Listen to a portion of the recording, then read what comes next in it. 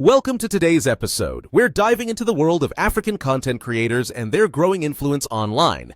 It's such a fascinating topic.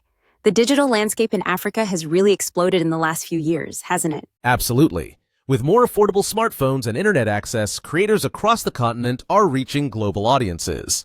I find it amazing how platforms like YouTube, Instagram, and TikTok have become launch pads for so many talents in Africa. For sure. And it's not just about entertainment. There are creators in education, tech, food, and even activism. Right. Some creators are even using their platforms to challenge stereotypes and tell authentic African stories. That's powerful. I remember a Kenyan vlogger who uses humor to highlight everyday life in Nairobi. It's both funny and insightful. Humor really resonates, doesn't it? It makes the content relatable. Plus, it travels well across cultures. Content creation now is almost like surfing. Catching the right wave can take you far, but you need skill and timing. That's a great analogy. And like surfing, you sometimes wipe out. Algorithms change or trends shift overnight. Exactly. The unpredictability can be tough, but many creators adapt quickly, experimenting with different formats.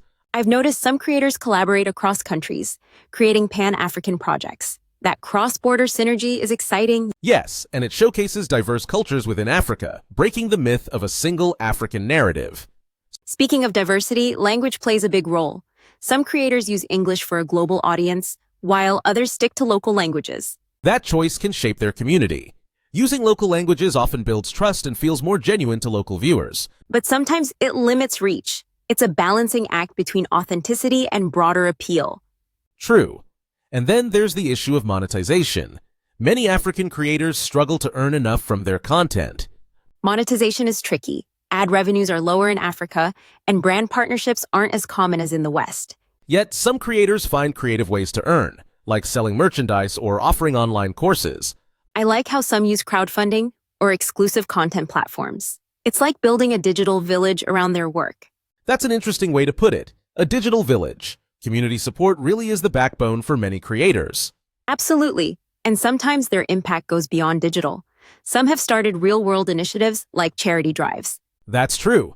Content creation becomes a tool for social change, not just personal fame.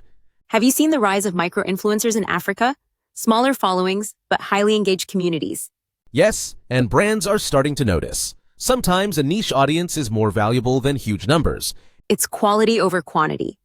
And micro-influencers often have more direct conversations with their followers. That personal touch builds loyalty.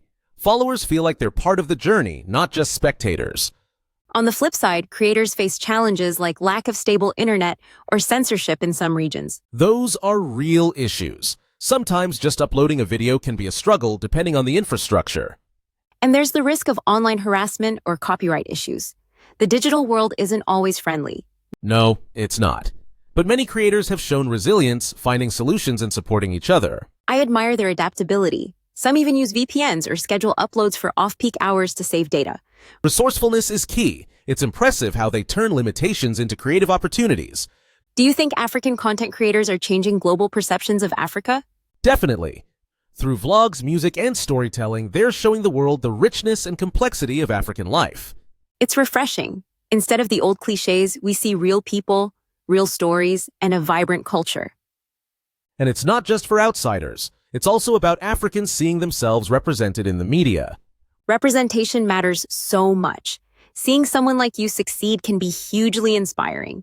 It can spark a chain reaction. One creator inspires another and the ecosystem grows. That's the beauty of the internet, right? Ideas spread fast, and inspiration is contagious.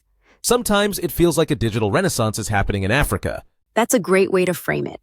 And we're just at the beginning. The next decade could be even more transformative. What do you think could accelerate this movement even further? Better internet infrastructure and more local investment would make a huge difference. Agreed. Also, more training and mentorship opportunities for aspiring creators. Education is key. Not everyone knows how to edit videos or market themselves online. There's a learning curve, but peer-to-peer learning is a big part of the culture too. I've seen some creators share tutorials or tips with their audience, almost like open source knowledge. That openness helps everyone grow. It's like passing the surfboard to the next wave rider. Nice one. And let's not forget the role of diaspora communities supporting creators back home. Diaspora support can be crucial, both financially and in amplifying content to new audiences. Sometimes collaborations between local and diaspora creators lead to unique hybrid content. That cross-pollination enriches the scene. It's not just about exporting culture, but also importing new ideas. Have you noticed any particular genres that are booming in Africa right now? Comedy is huge, but also tech reviews, beauty, music, and food vlogs are taking off. Food vlogs are my guilty pleasure. There's something universal about sharing a good meal, even virtually. And music. Afrobeat and Amapiano have become global phenomena thanks to digital platforms. The global dance challenges tied to those genres are so much fun to watch and attempt, if you're brave enough. I'm more of a spectator when it comes to dance trends, but it shows how African creators influence pop culture worldwide.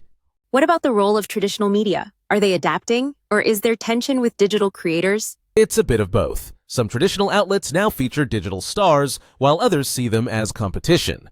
Collaboration might be the way forward. There's room for both, and they can amplify each other's reach. Integration could also help bridge the urban-rural divide, bringing digital content to wider audiences. That's important.